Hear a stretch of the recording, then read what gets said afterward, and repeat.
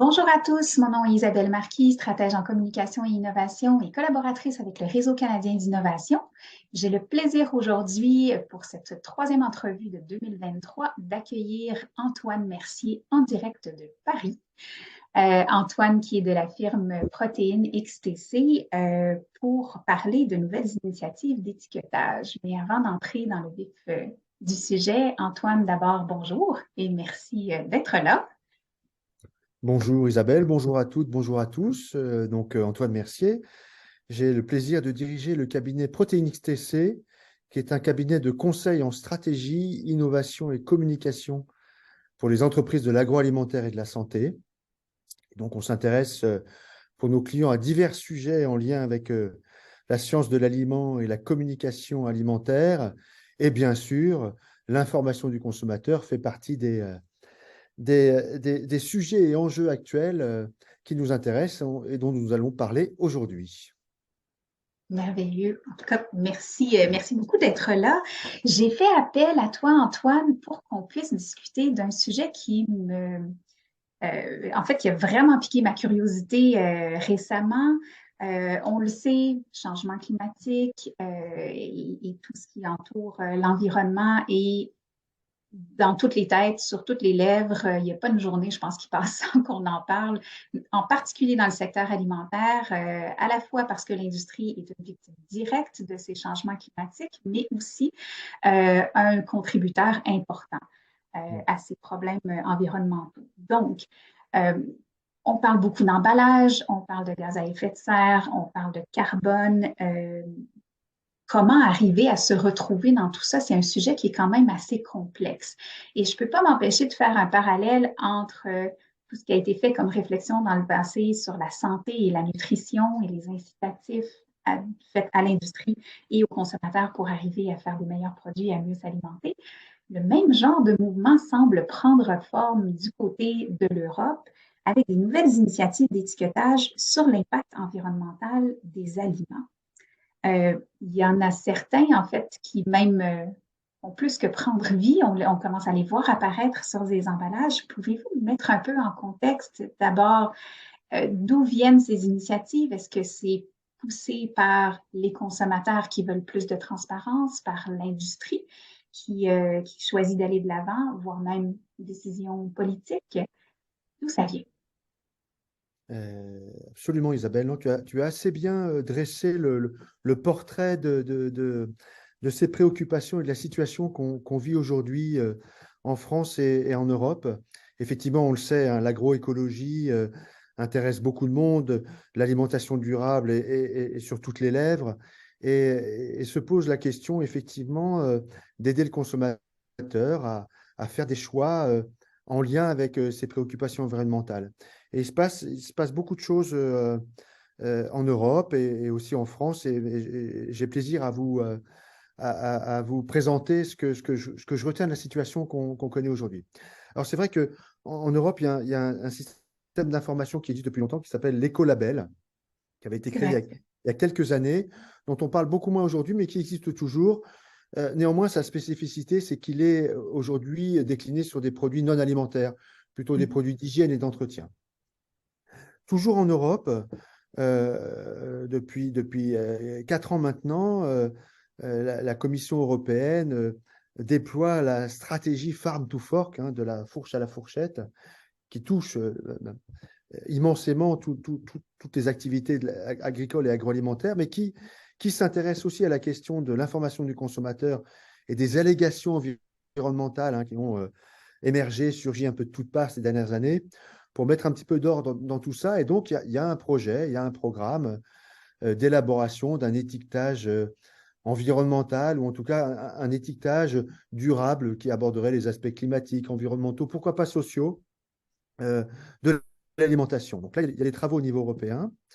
Et puis, il se passe des choses aussi en France. La France est assez active sur le sujet de l'étiquetage environnemental.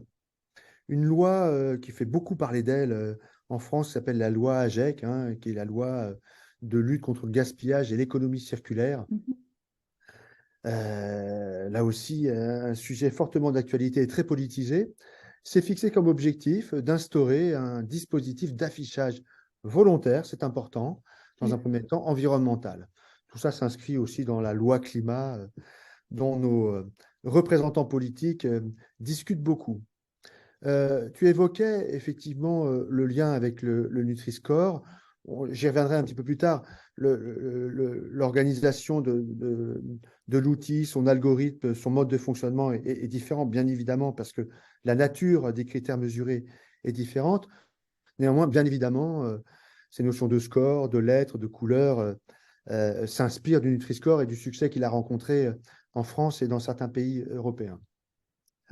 Ce qui se passe aujourd'hui en France autour des étiquetages environnementaux est très attaché, est à rapprocher de ce que fait l'ADEME. En fait, c'est une agence française, l'agence de la transition écologique, et c'est elle qui est à la manœuvre au nom du ministère de l'écologie et des solidarités, qui est à la manœuvre effectivement du dispositif, de l'outil à mettre en place autour de ces questions-là. Donc, il y a une dimension étatique officielle hein, dans ces démarches, un référent qui ferait foi et relativement robuste et qui a amené à l'émergence sur lesquelles s'appuient effectivement deux initiatives qui sont d'ordre privé aujourd'hui, en tout cas non officielles, qui sont l'EcoScore, et je crois que tu l'avais identifié Isabelle, et également Planet Score. Donc on En voit effet. Et si tu permets, Antoine, je les mettrai à l'écran pour que tout le monde puisse voir ce que c'est. Donc, on n'est vraiment pas dans la théorie, si je peux dire, mais dans quelque chose de très concret et pratique. Je ne sais pas si vous voyez bien à l'écran en ce moment, mais voici les fameux deux outils, les deux scores. Et oui, je ne peux pas m'empêcher de penser au Nutri-Score parce que ne serait-ce que d'un point de vue visuel, graphique, cette notion-là de couleur, du vert foncé au rouge foncé avec les lettres, c'est le même principe de scoring, d'évaluation de base qui avait été utilisé pour l'aspect nutritionnel et santé avec le Nutri-Score. Mais donc, je comprends que ce que contient le Nutri-Score en termes de critères ou de paramètres est complètement indépendant de l'EcoScore ou du Planet Score. On ne nous parle pas de la même chose. La ressemblance s'arrête au visuel. Est-ce que c'est une... Tout à fait. Ça saute aux yeux qu'on s'inscrit dans la même démarche en matière d'information, de repères, d'identité pour le consommateur. On capitalise sur effectivement l'appropriation qui s'observe sur les marchés, l'appropriation au Nutri-Score hein, qui s'observe sur les marchés où il existe. Donc, bien évidemment, par mimétisme, on s'inspire de cette représentation, mais comme tu le dis, je dirais les coulisses hein, de ces outils sont différentes de celle du Nutri-Score. On notera bien sûr hein, l'évidence que le vert, on a un faible impact environnemental, le rouge, on a un plus fort, voire très fort impact environnemental. Et c'est effectivement en ce sens que, au-delà du visuel, le fonctionnement de l'outil est effectivement le même. Alors, ce qu'il faut savoir, mais je ne vais pas rentrer dans le détail, c'est que malheureusement, ces deux systèmes cohabitent, mais dans une ambiance un petit peu tendue, c'est-à-dire que chacun défend un petit peu son approche et sa pertinence. Donc, ça crée quelques perturbations actuellement en France, mais néanmoins, ils sont intéressants. J'ai envie de dire que c'est aujourd'hui le Planet Score, donc celui de droite, Isabelle, qui tient la corde, comme on dit, qui lead les discussions aujourd'hui en France et en Europe sur ces étiquetages environnementaux. Donc, si je Ça comprends n'empêche bien, pas. et pardon de t'interrompre, Oui, Antoine, mais si je oui, comprends bien, les deux scores, les deux modèles existent et cohabitent en temps réel, en même temps, en France. absolument, OK, absolument.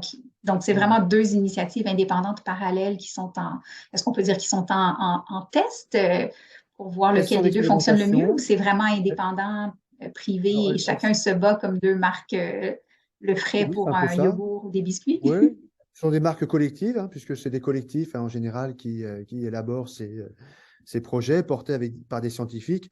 Et l'agence que je mentionnais tout à l'heure, l'ADEME, a contribué aux deux étiquetages. Hein. Donc, il y a un D'accord. tronc commun un tronc commun sur lequel je reviendrai rapidement, qui est cette analyse de cycle de vie, hein, qui sous-tend les deux systèmes, avec 16 critères en lien avec l'environnement que je pourrais rapidement vous évoquer. Et donc, ces deux systèmes, euh, entre guillemets, privés, même si c'est mis à disposition des volontaires et porté par des collectifs plutôt associatifs, je dirais, sont effectivement toutes les deux en place aujourd'hui. l'EcoScore est porté par l'application Yuka. Je pense que Oui, vous en avez entendu parler. Donc aujourd'hui, quand on oui, scanne un produit avec Yuka, on peut disposer de l'EcoScore du produit en question, et par quelques autres. Mais le Planet Score semble là aussi avoir un temps d'avance, puisqu'il revendique 250 entreprises qu'il expérimente actuellement en France, mais aussi en Europe. d'accord. Quelques marques allemandes aussi le testent. C'est quand même majoritairement testé via le e-commerce. OK. Donc ça apparaît sur quelques emballages de produits, mais c'est majoritairement néanmoins sur les sites Internet que ces informations complémentaires apparaissent. Mais Intéressant. aujourd'hui, le Planet Score revendique effectivement un partenariat avec Carrefour, avec Lidl, avec Yoplait, avec Nestlé, avec Danone et beaucoup de marques un petit peu plus confidentielles, avec une bonne partie de ces marques moins connues de l'univers du bio et assimilé, je dirais, de l'agriculture biologique, organique. D'accord. Donc, j'ai remarqué dans la liste de marques que vous venez de mentionner qu'il y a aussi il y a des détaillants, donc pour leurs produits en marque propre, en marque privée, j'imagine, pour lesquels ils sont Absolument. intéressés ou globalement sur l'ensemble de leur positionnement de bannière? Euh, enfin, on parle des distributeurs là, Des distributeurs, oui, voilà. les distributeurs, oui, tout à fait, le mettre sur l'ensemble de leurs produits à marque propre, MDD, hein, marque de distributeur, un private label, ils le déploient. C'est c'est, euh, c'est effectivement quelque chose de très largement répandu chez eux, hein. Alors, certains produits seront mieux notés que d'autres, mais dans la mesure où les distributeurs ont toujours un portefeuille de produits excessivement large, puisqu'ils représentent toutes les familles alimentaires, ils sont moins confrontés à des problématiques catégorielles, de certaines Mhm. catégories de produits qui seraient moins disantes, etc. Et dans le cas des distributeurs, là, j'ai bien compris que pour les fabricants de produits transformés, le e-commerce, donc en fait les plateformes web, semblent être les outils privilégiés en particulier pour utiliser le Planet Score ou l'EcoScore plus que l'emballage lui-même. Mais pour les distributeurs, est-ce qu'il y a de l'affichage au lieu de vente en magasin qui se trouve à être fait en utilisant ces scores-là? Il y a parfois des informations, des stop rayons, il y a une certaine pédagogie qui est développée en magasin pour accompagner le consommateur. Il y a aussi beaucoup d'événements qui sont portés par les promoteurs de ces étiquetages, beaucoup de webinaires pour sensibiliser les consommateurs, mais aussi les parties prenantes, faire la pédagogie de ces outils, parce que on a bien conscience que parmi toutes ces initiatives, en lien avec l'impact environnemental, parce qu'on pourrait en citer d'autres, hein, sans résidus de pesticides et autres, hein, il y a beaucoup d'initiatives partout dans le monde, et particulièrement en Europe. Tous ne survivront pas au débat qu'on a aujourd'hui autour de ces questions. Donc, seuls les leaders pourront probablement tirer leur épingle du jeu. Aujourd'hui, dans l'état actuel des choses en France, on pressent que le Planet Score semble bien parti. OK. Autant que le consommateur euh, semble le comprendre et l'apprécier dans la forme qu'il a aujourd'hui. On va y revenir dans une seconde sur le consommateur. Juste rapidement, avant que j'enlève ça de l'écran. Oui, Tu as mentionné tout à l'heure 16 critères environ qui sont derrière, donc je comprends que c'est relativement complexe. Dans le cas d'EcoScore, on ne montre rien de spécifique, quoique pour connaître l'application Yuka, les détails viennent par la suite quand on a exactement, scanné un exactement. produit. Avec le Planet Score, on est un peu plus explicite en mettant des sous-scores sur les pesticides, biodiversité, climat et même le mode d'élevage lorsqu'il est question d'un produit de viande ou de produits laitiers, j'imagine. Euh, la question que j'aurais pour toi, c'est que, en fait, je me fie aux discussions qu'il y a entre autres ici en sol canadien, bien qu'on n'ait pas du tout ces modèles-là qui soient présents. Un des grands enjeux, c'est de rassembler l'information, d'avoir les bonnes mesures, de leur accorder le bon poids pour arriver à un score qui soit vraiment objectif. Il y a tellement de paramètres à prendre en compte. Comment Planescore réussit-il ou EcoScore à obtenir ces données-là pour pouvoir mettre une note sur un produit, savez-vous? Alors, ce qui se passe, mais effectivement, la question est très importante. Ce qui se passe aujourd'hui, c'est que ces opérateurs, en tout cas les industriels, les marques qui développent ces outils, se servent d'une base de données qui s'appelle Agribalise, qui a été développée par l'ADEME, que j'évoquais tout à l'heure, et les pouvoirs publics, qui recense 2500 produits qui ont été évalués au travers de ces 16 indicateurs. Donc, en fait, ce sont des données standards que les marques vont utiliser, qui sont pas D'accord. vraiment propres à leur propre fabrication. À terme, on ira vraiment vers des données personnalisées, mais aujourd'hui, ils utilisent cette base de données de 2500 produits et des 16 indicateurs qui la constituent pour établir le score.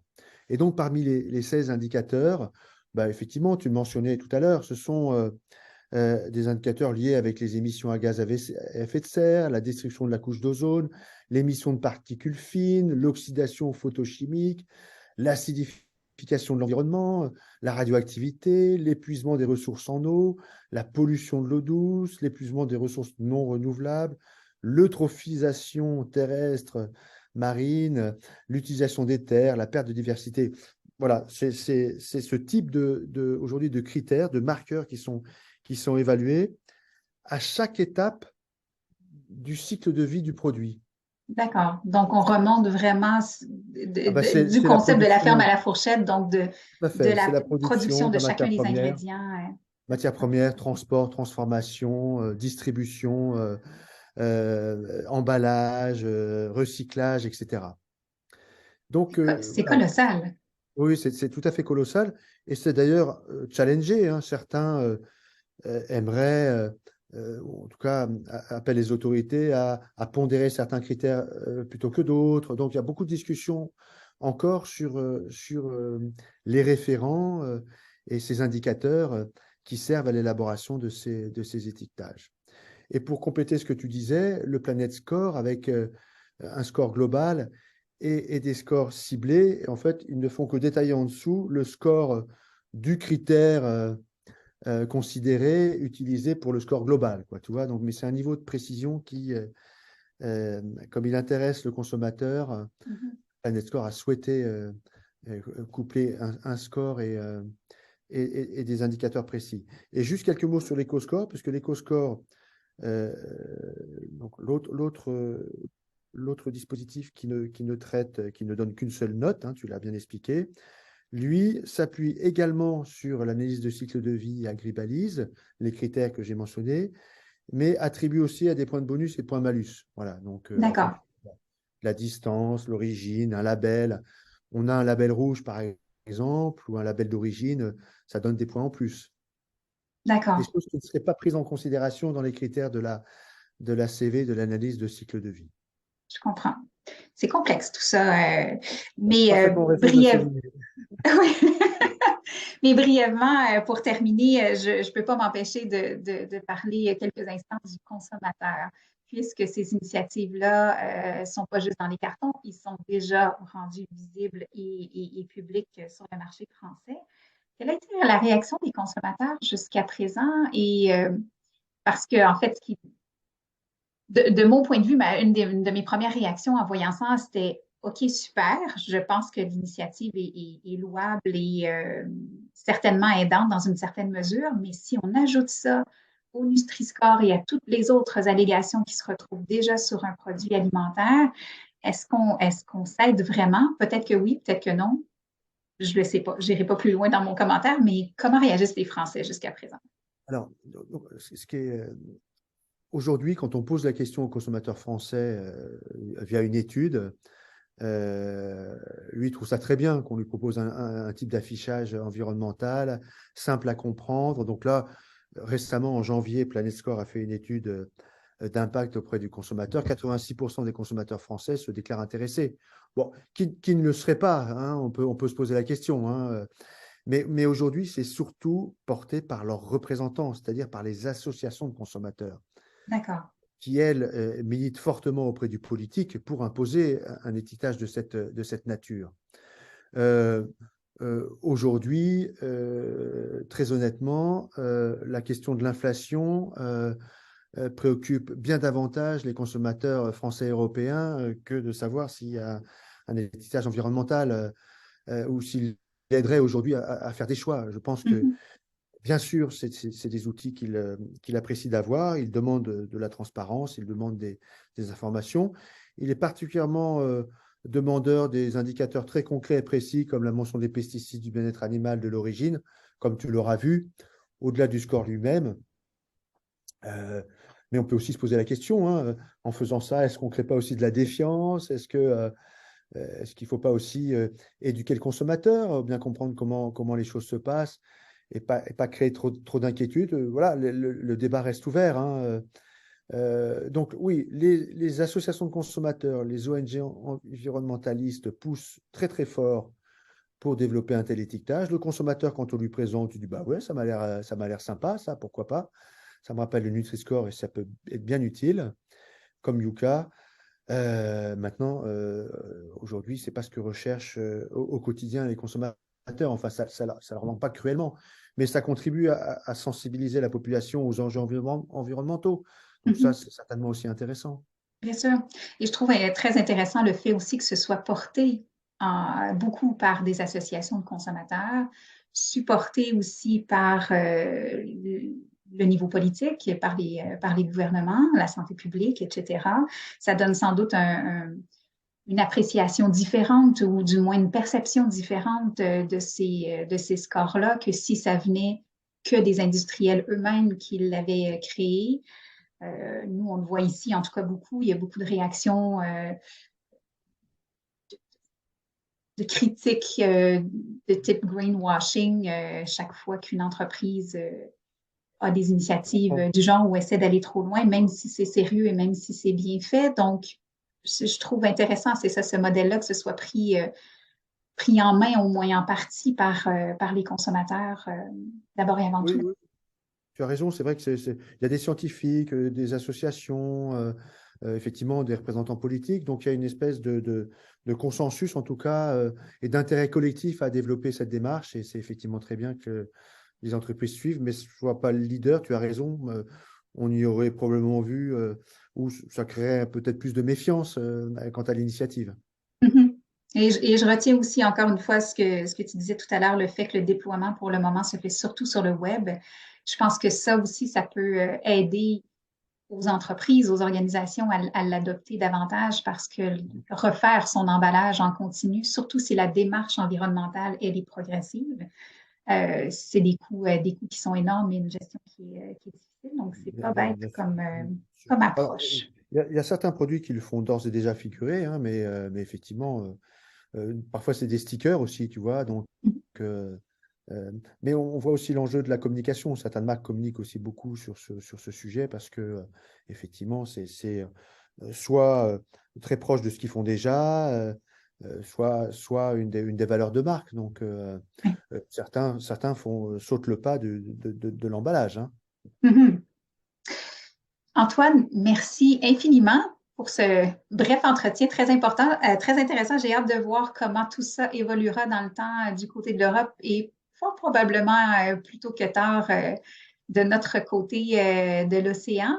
Je vous laisse avec les coordonnées en fait de l'équipe de protéines. Si vous souhaitez en fait, reprendre contact avec Antoine ou avec son équipe, Anne-Claire, qui est ton bras droit, je crois. Oui, oui, tout à fait. Donc, n'hésitez pas, on est à votre disposition pour vous éclairer sur ces sujets et puis vous présenter les outils et autres activités du cabinet. En particulier, notre base de données Inspire autour des innovations mondiales. Parfait. Et puis, pour clôturer sur notre sujet, on pense, nous, que c'est le sens de l'histoire de développer une information à destination du consommateur sur l'impact environnemental des produits. Je pense que c'est maintenant qu'il faut s'y pencher pour bien comprendre les enjeux, les difficultés, mais ça prendra certainement beaucoup de temps. Je ne sais pas si vous le savez, mais aujourd'hui, le Nutri-Score euh, est un candidat à un étiquetage nutritionnel européen et on voit toutes les difficultés hein, de l'Europe à s'accorder sur le sujet, à tomber d'accord.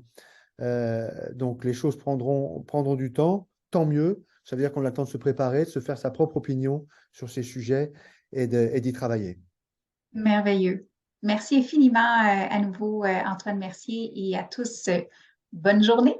Merci beaucoup. À bientôt. Au revoir.